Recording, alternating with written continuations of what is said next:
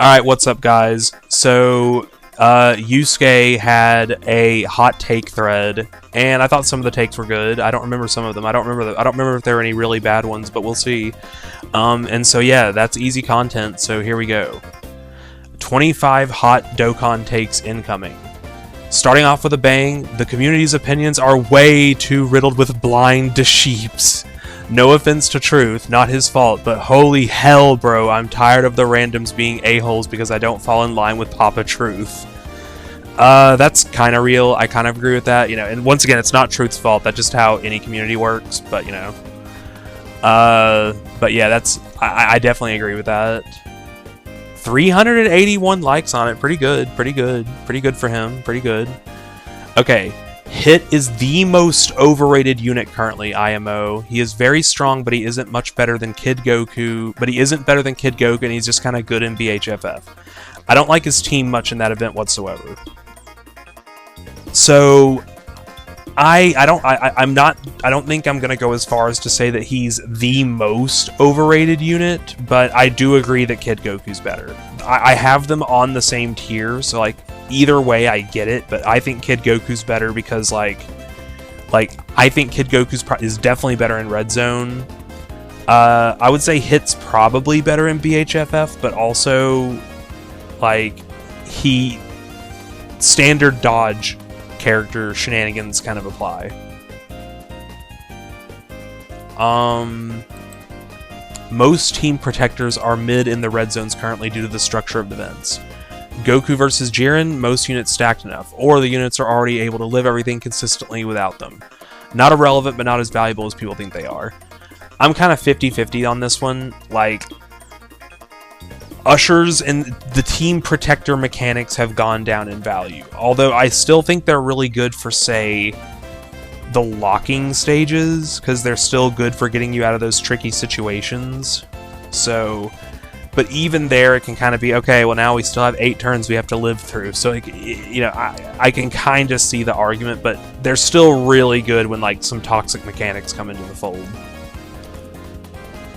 Beast Gohan is way more dominant still than some people like to admit. Still a monster in the red zone stages in BHFF especially. I know we all except Truth want to see him go, but we can't cope this into existence.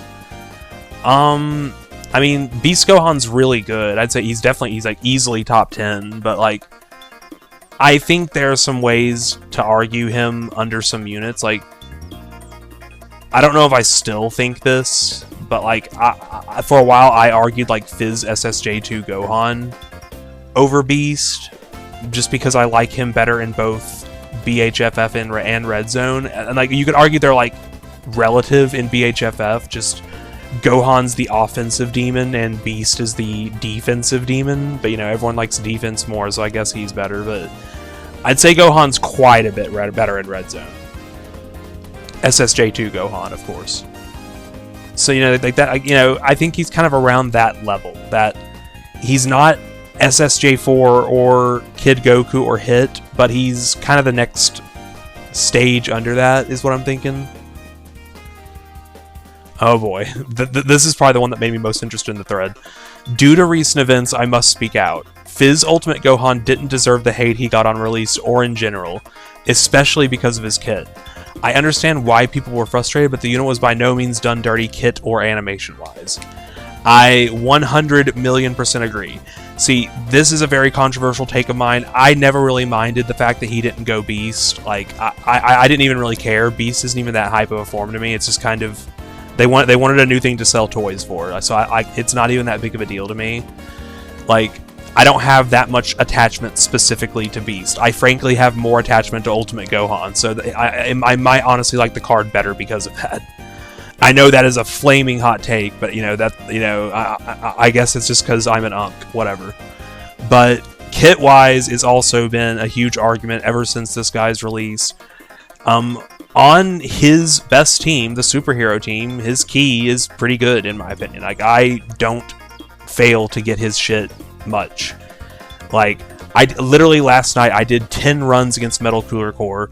I got the 24 key like 75% of the time. I got 20 key but not 24 like 4 times. And once I got less than 20 key. I think that's pretty good, but, you know, some people will still say it sucked. I don't know. I guess I didn't want to run him on it. Like, people always use this he needs to be with Orange Piccolo thing against him, but, like, it's just like you're just running him on his best team. Why wouldn't you? Like, how come no one had a problem with that when it was STR Cooler? Are you running him off of transformation boosts or movie bosses? Like, why is it okay for him but not Gohan? I don't know. BHFF is leagues harder than the Red Zone stages.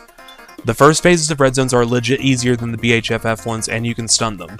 And then all the second phases hit as hard as turn 10 Red Zone Advance, or 3 or 4, and 2 of them have an AoE or absurdly high crit. There's a gap. I don't think I agree with this one. I think you can probably get more units to work in Red Zone. Although, I mean, in BHFF, although, I don't know, you have to have some staying power to make it in Red Zone. It's definitely not a big gap, I don't think. And just, there's a lot of cheese that can be applied to BHFF, so. Z-Duo was the #1 unit in Omega, and debatably #1 all the way until Merge Zamasu. Being able to be invincible the entire fight and guaranteed one-shot the final phase of the fight is the most absurdly broken mechanic in Dokkan. It's a practical I win before you attack unit. I don't think I agree. Like, I think GT Duo was probably better in Omega. Or close. Actually, no, Z-Duo was really freaking good in Omega. I don't know. I don't know if that made them #1 in the whole game. I don't know. I swear, 2025 Dokkan is so boring. We're talking about 2022 between 2023 units still. It's kind of insane. There's probably some bias laced here as they're my favorite unit ever, but people have underrated this unit for way too. That's fair. They have been underrated. Like, people like talk about how they could get one shot turn 1, and it's like, when they came out, that wasn't even true. I don't think, but like, I don't know. It's like, to me, that even once a lot of the harder later stages came out, it felt to me something like that could happen, but never, but like usually didn't happen. So I don't know. Even if I think Go Frieza is the worst designed Anniversary LR ever, they are by no means one of the worst. They are pretty easily up there as one of the most dominant ones in recent years, and this is coming from their #1 hater. I despise this unit, but I ain't blind because of it, and that is true. They're just a really free and easy unit to run. Like, everyone made a big deal of Truth's Go Frieza dying turn 1 to Beerus. It's like, boo-hoo. After that one turn, you can switch to Goku, and they're literally freaking invincible. And, you know, Frieza does absolutely disgusting damage against BHFF, so I don't see the complaints, really. Festival of Battles deserves its own separate list. Its design is too niche to a point where units who are meant to fit that criteria don't even function in that event. It lacks any resemblance to a normal Dokkan meta for anyone to consider it with the other events, IMO. I'm not going to give it a separate list. I don't even think it's important enough for that. I factor it, but it's just like, it's very small for me. You get extra credit if you're good in there, because it's just like, no one's trying to do a 3-hour event with any kind of regularity. And it's like, the only thing that really matters in terms of beating that event, bring as many of the fusions as you can. If you can bring a lot of fusions, you'll win. That's literally how it works. It's literally just the fusion merchant stage. So it's like, I don't know. I don't see the point in rating a mode that literally has 4 units that dominate it and no one else. Like, yes, the fusion shit on it, if you stack, you can work in it. Otherwise, you suck. Like, sure. Like, I don't know about its own separate list, because I'm not doing that, but like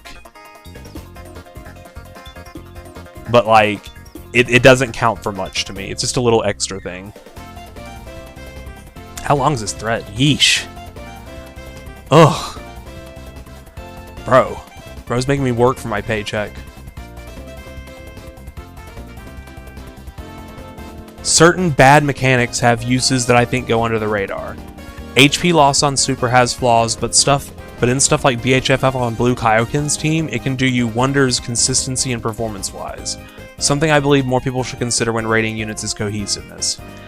I mean, that's fair. You know, the veiled gassing of Super Saiyan Blue Kaioken aside, That is true. Like I do tend to like funny combos like that, and even if you don't think it's like the best thing, it's like it's usually pretty fun, and that's kind of, you know, hard to disagree with that. Pune is a fraud, sure. OP is one of the strongest units ever, but I think some people act like him being #1 was a forever since release thing, and that simply wasn't true. Bulma and the 8th year LRs, even Fork, were pretty easily better during the Omega meta overall. I don't know about overall, because, like, I don't know. Like, he was not the best in Omega. I will agree there. But, like, if he slid from your #1 during the Omega meta, I get it. But the thing is, that meta only lasted, like, a month. So, or, like, a couple months. So, you know. AGL MUI before BHFF came around was a Tech UI Goku merchant. I mean, I see zero argument around this, as he legit was held back completely by the meta and units around him as soon as Tech UI released. I think it was crazy to have AGL MUI over Tech UI for this reason alone. I mean, I don't really agree, because, like, I get it. MUI had issues in Goku and Frieza, just because of that 17 and Frieza phase, but, like, I don't know. Like, he was still, like, god of the game in the short events, because he literally just could not be touched turn 1. I think just that utility in all these other stages counted for a lot. And in those same stages, this guy was freaking butt cheeks. 2025 overall has been incredibly good from an objective standpoint, but people need to understand and hear out the subjective complaints people have, especially larger accounts. It seems they brushed away like dust because of the objective aspects, even if it's relevant. And I 100% agree with this. That's just facts. 2024 was not as good as y'all claim it to be. The units are worse, meta was just as boring. I don't agree with that at all. And the celebrations were honestly less fun than now. I don't know why people got so high on 2024. I get the 9th anniversary was perfect, but that doesn't mean the rest of the year was. I mean, like, there was AGL Frieza and the LR Ginyu Force. I can't think of any other, like, huge big-time fumbles from 2024. And it seems like 2025 has something going wrong with something, like, almost every other week. I don't know.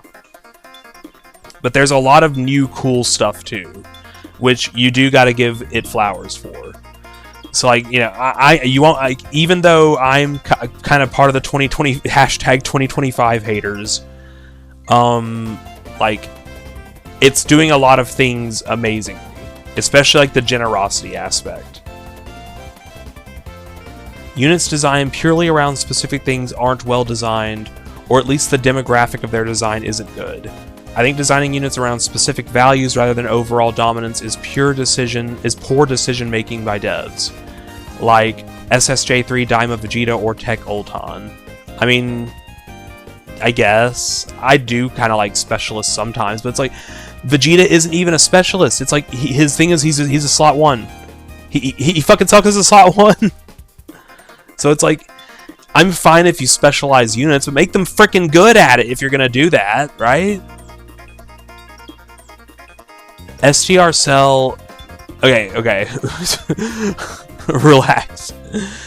Okay, yes, I would probably agree Cell's better than Glorio off of his own team, although Glorio's team is something to be considered, and just the support stuff. Like, yeah, I could see it either way between these two. Blue Kaioken, no, get the hell out of here, Yusuke, shut up.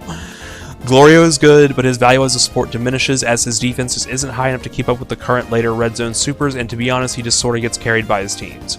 Comes from slightly poor RNG and Strength Jira normals pack him up. Like, I've kind of always felt that way about Glorio. I've had him fraud against, like, Frieza and 17 multiple times.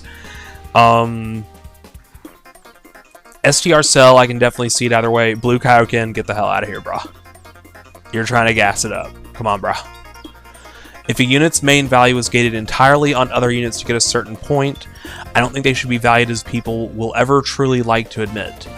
I have a few examples in my head I won't share because I don't want certain people on my ass, image unrelated. And yes, I am one of the biggest int boo glazers of all time, but I mean, it works. Like, why are we taking that away from him? I don't get it. I don't get it. Like, he's not doing damage, okay, like, he's still, like, basically covering a whole rotation in one of the modes, and even in the mode he doesn't do that absurdity in, he can still, like, very easily clear it. So, like, I don't see why he doesn't get flowers for that. Like, I'm giving him the flowers. How much damage units do is severely underrated by everyone, and it's all because of Tech Super Vegito. They look at turn 12 7th years of Vegeta, then compare it to turn 1 or 2 Blue Kaioken Goku, and for some reason can't help but ignore the fact that Blue Kaioken has the highest turn 1 APT in the game. Maybe that's true, I don't know. Blue Kaioken is not usually doing great damage for me. Although mine is 55%, I guess. AGL 4Ku is incredibly broken, but incredibly boring IMO. I'm just gonna say right now, disagree. This unit is fun as hell. Giant numbers, cool support, one-turn giant form that isn't a freaking pain in the ass to use like Orange Piccolo's was. This guy's freaking awesome. So, Yusuke, you are wrong on this one. This is more personal, but he doesn't feel like a Super Saiyan 4 unit to me individual performance-wise, nor does he feel like a 10th anniversary LR performance-wise to me. But see, I could not disagree more. Like, the two fusions are obviously the strongest units, but like, this guy feels like a 10th anniversary LR to me. It's Gohan, Go Frieza, and SSBE that don't feel like 10th anniversary LRs to me. This guy absolutely does, for me. Outside of Super Saiyan 2 Gohan, the most utterly disappointing unit for me in terms of what I wanted out of the character is SSJ4 Goku. I think that's wild. Let's see. Merge Zamasu meta towards the latter half of 2023 was actually pretty fun. At first it was hell, but as some time went on and strategies developed, the discussion and enjoyment I had during that time was a blast. Underrated year overall, IMO. 100% agree. I was one of the guys who would bitch about Merge Zamasu constantly, but like as we got the strats down, it was pretty fun, intense, and I mean, what if I said I missed it a little bit? I don't miss dying turn 1 3 times in a row, but I mean, ugh. This ain't even hot, but for real, Dokkan Discord debates clear whatever we call it on this godforsaken app. Yeah, that's true. He was always better than Fizz Piccolo.